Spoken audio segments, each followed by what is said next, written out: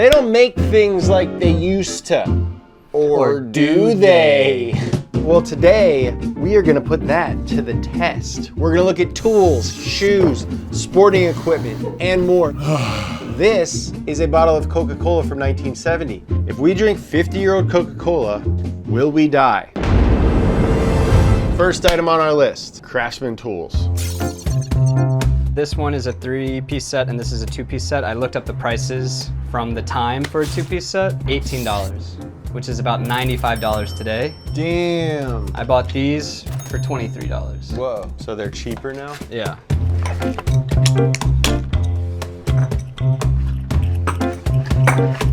I feel like the action on the worm gear is so much nicer on the old one. Listen.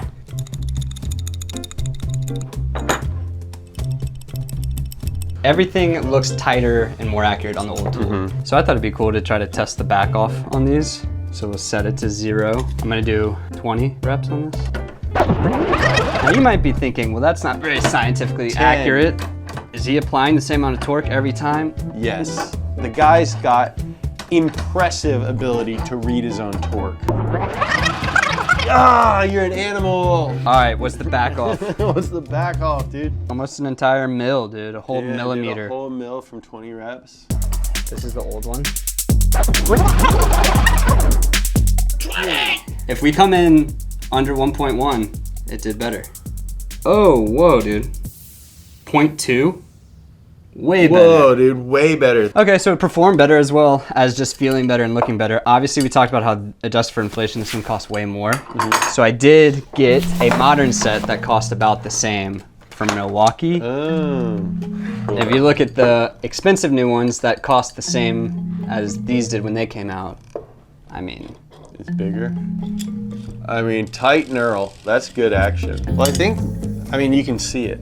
Yeah, you can just look at it and see. Get a shot of that, Jesse. Should we run this again with this guy? Sure, yeah. Just to see? Last one, 20. It's like 0.01, like it didn't move at all. There we go, 0.02. Turns out they kind of make things better than they used to. You just gotta pay. The same amount that you used to pay. Yeah. Sears was like the 1900s Amazon. They had huge mailing catalogs that you could buy anything from, like houses and cars. And Craftsman was their in-house tool brand, and people loved Craftsman. So around the 1990s, they started moving production overseas to try and stay competitive. And wouldn't you know, when e-commerce and some stiff competition came around in the early 2000s, they put a hedge fund manager in charge, and that guy ruined everything. Who would have guessed that a guy who graduated from Yale and was part of the Skull and Bones and worked on Wall Street his whole life wouldn't know anything about running a store that sold physical products and would end up trying to extract all of the value from the real estate rather than actually trying to contribute something of value to the world? All right. His name is Eddie Lampert and his address is, anyway, Sears filed for bankruptcy in 2018 and eventually sold Craftsman to Black & Decker in 2017. Let's try out a couple more of their tools. That's sick. So it's the exact same set of drill bits, 1/16 to 1/2 inch. These sold for about $23, and that would be $140 in today's money. Whoa. And these drill bits cost $15. $140 for drill bits? Yeah. Hold on, let me do that again. Oh, dude, it broke. You just did that with your hands? Okay. Think of how sharp it was. We're gonna torture test these. I got this piece of hard steel that you should not use drill bits on. So I think we'll do 30 seconds. Again, because I am a human machine, I will apply the exact same amount of force on each one. 1, 2, 3, go.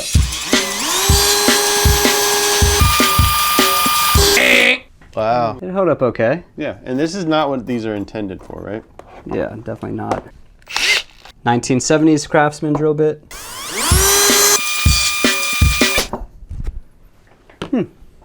Very similar depth. I wonder, can you see what it says? 2.66. 2.6? What is that? 2.39. So the old one went deeper. I think this is way nicer. Yeah, I don't know, it's hard to say. Well, so the difference in price is insane. Yeah. Did buy kind of an equivalent. I found this. Should be much stronger than either of these. These are pretty serious looking. There's definitely a difference in the design. Oh yeah. These are made of high-speed steel. New equivalent, high carbon steel. High carbon steel. New equivalent for the same price, also high-speed steel. All right, give me 30 seconds. Ready? Whoa, that one went deeper. Way deeper. So I think like I'm learning a lesson that they still make really good stuff and it's not more expensive than the old stuff, but we make a lot of cheaper options now. Yeah. All right, next up, a set of 2 like this would have cost about $13 in the 70s, which is $80 today. And these actually cost $90. Oh, so the old ones are cheaper? The old ones are a little bit cheaper than the new ones. They look very different. The old one is cool though. That's a good. That feels good, especially considering they're 50 years old. Yeah. Then pick up the new one. Oh, dude. The number one thing you notice is the amount of teeth. This has a cool vintage feel to it, but this is definitely something you'd rather work with every day. I'm giving it to the new one. Tape measure, it's about $45 today, and 20 bucks. Get a good feel. What are we dealing with here? Oh, how far can you go before it collapses? I'm at 5. Where are you at? 8 feet. 8 feet? Whoa! Overall, the new one yeah. is way nicer and cheaper. Next product. Old Spice was founded in 1938 as a woman's brand before launching Old Spice for Men the following year. It was acquired by Procter & Gamble in 1990, and P&G has done a pretty good job keeping it relevant through solid marketing campaigns. This is from the 1970s. I'm not sure the exact date. Back then, this would have cost about 75 cents. So it's about $4 today. Okay. And this costs $4.50. Okay. So basically the same, both original scent. This is good looking, dude. That's a stick of deodorant. That is good colors. Wow, I got like a strong whiff of the alcohol. This definitely smells like alcohol. Ugh. It smells like alcohol too. It smells different though. Yeah. They're not the same. But I wonder if it's just old. Jesse, smell both of these. Okay. Okay. You recoiled. Which one do you like more? Let me smell them one more time. Okay. Yeah, I think I like the first one more, to be honest. Okay. Which one do you think that is? I was thinking it was the old one. So the first one was the new one, Oh. and you liked it better. But they do smell different, like for sure different. Well, now that we got our armpits all smelling all good, let's stick them in a shirt. They've got a 6-pack for $15. They're both XLs. Single stitch? Is that single stitch? Oh, dude, all right, just right off the bat, look at this guy, a real man, and this guy, a freaking wimpy millennial, probably drinking matcha, texting on his phone, not going to war. Look at this freaking awesome stud of a guy, fresh back from Vietnam. Full of PTSD. Full of PTSD, didn't get the hero's welcome, but still smiling. And look at this guy. He doesn't even have the balls to show his freaking face. This is 3 for $5.99 back in 1977. This was 6 for $15.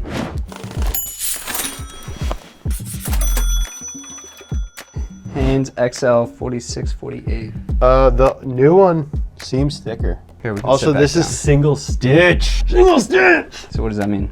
Single stitch essentially is just a way to date stuff. So it's not necessarily better? No, double stitch might actually be better, but single stitch is a way for like vintage clothing shoppers to be like, oh, this is actually vintage. Oh, should we have weighed the shirts? So the old one Weighs 144.9. and the new one Weighs weighs 150.2. Oh my god, yeah, they're like almost exactly the same. identical. Dude, we're wearing old t-shirts. Smelling like Old Smelling Spice. like Old Spice. This is my grandpa. I want to get like a weird sandwich with no sauce on it. Something that happens a lot with us. We'll be working, bringing you guys premium content, and suddenly it's 3 p.m.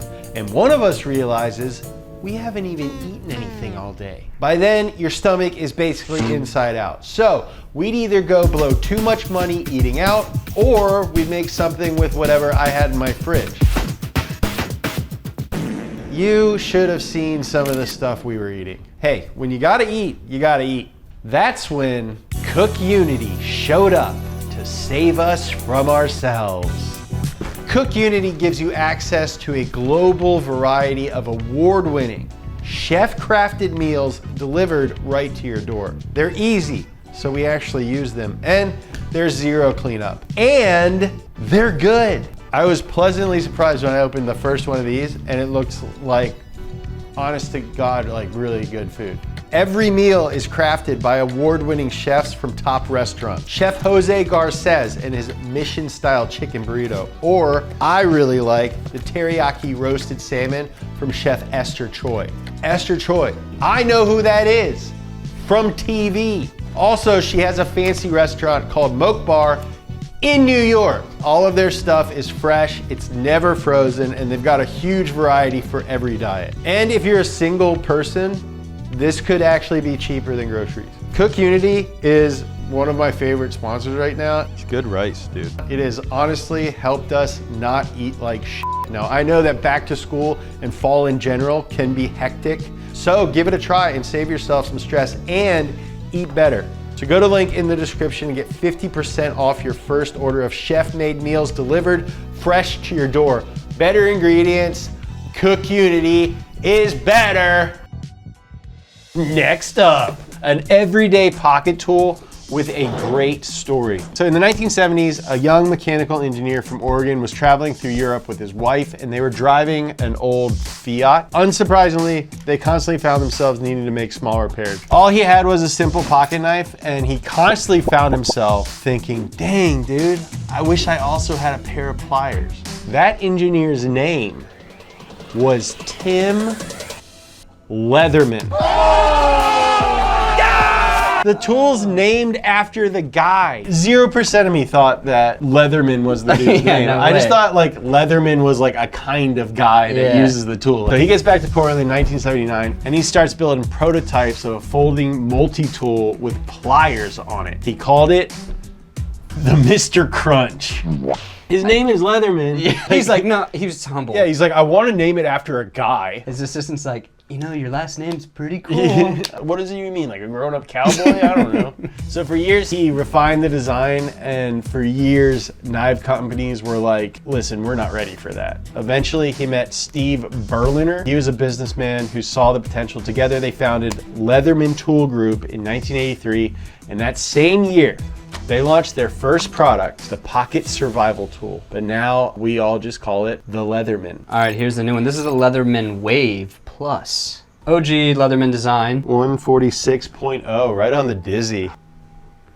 239. Dude, this has everything you need. It's got a bottle opener.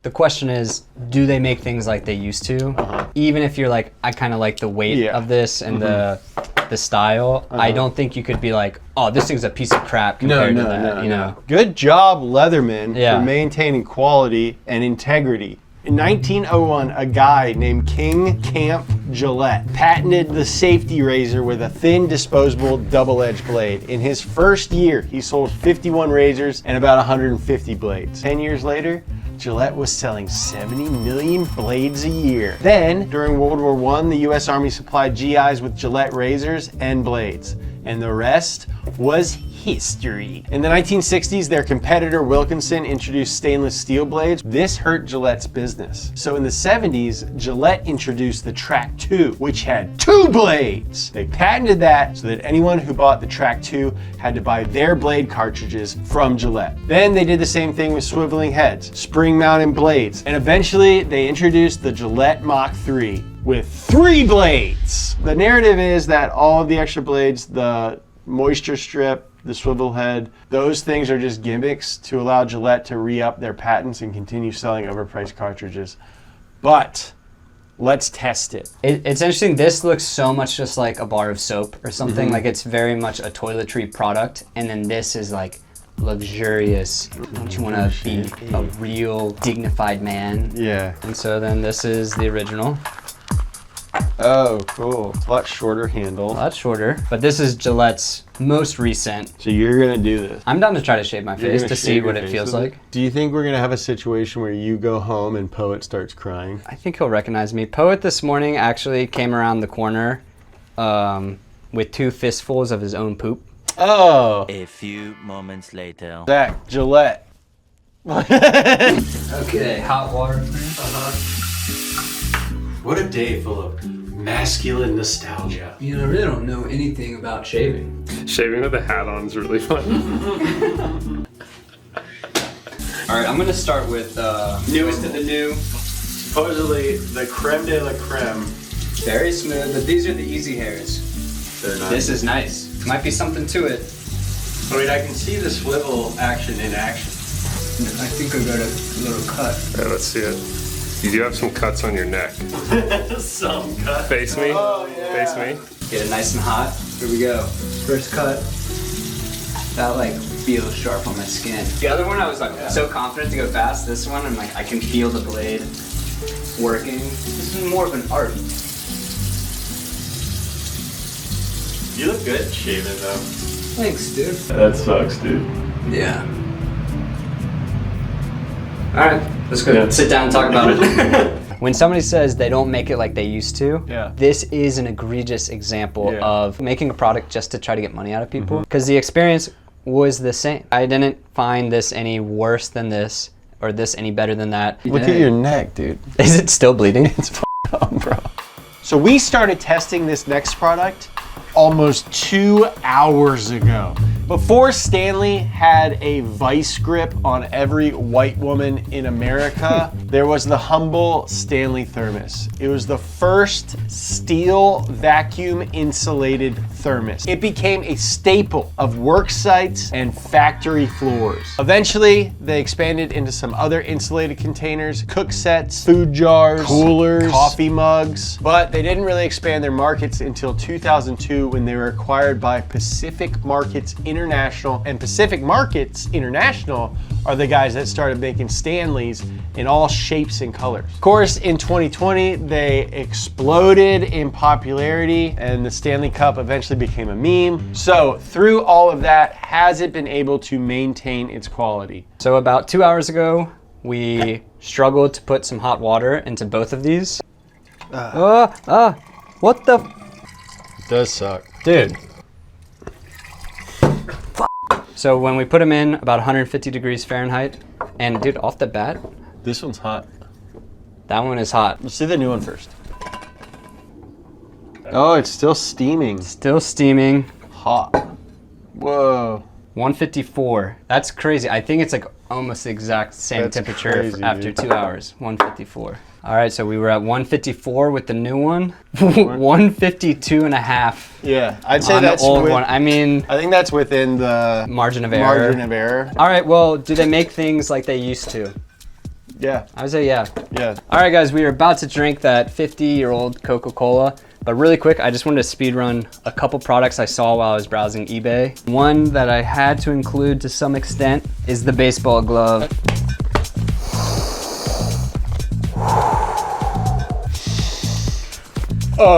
These gloves, same price based on inflation, essentially. Very expensive. This is the new like cheap one you can get for 30 bucks. But I think this is like literally the whole video what we've been talking about. It's like if you want the cool old version, you have to buy the expensive new version.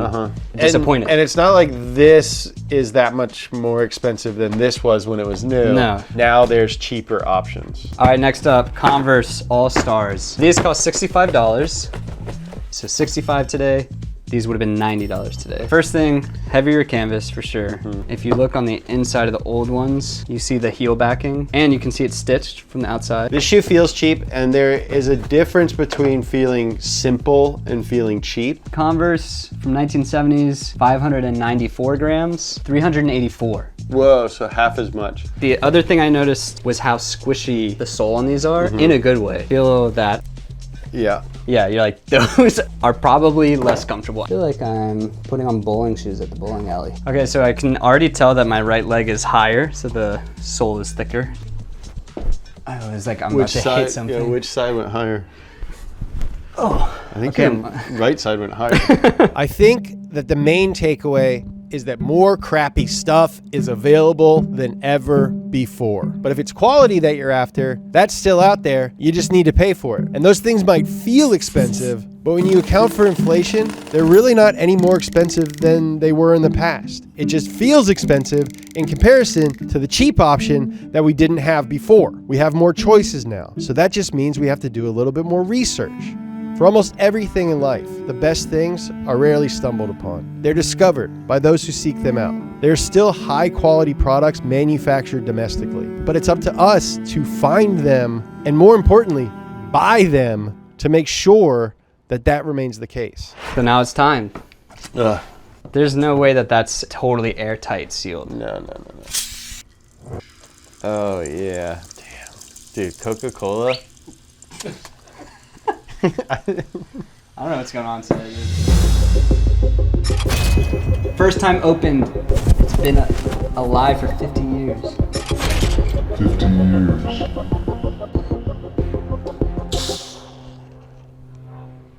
It made a noise. It's bubbling. It's still carbonated.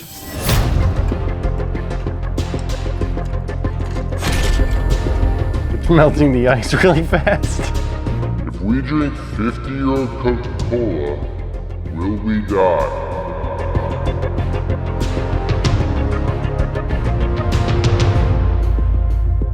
Dude, that stinks. That smells like It rum. has like a caramely, Yeah, like a... old caramel smell to it. Okay, here we go.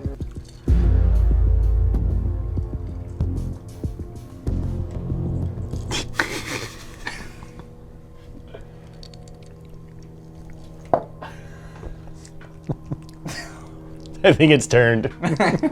Thank you guys so much for watching. Hit the subscribe button if you want to see more videos like this, or some videos that are way different than this. Actually, the majority of them are totally different than this video. All right, I love you. I thought you were going back for more.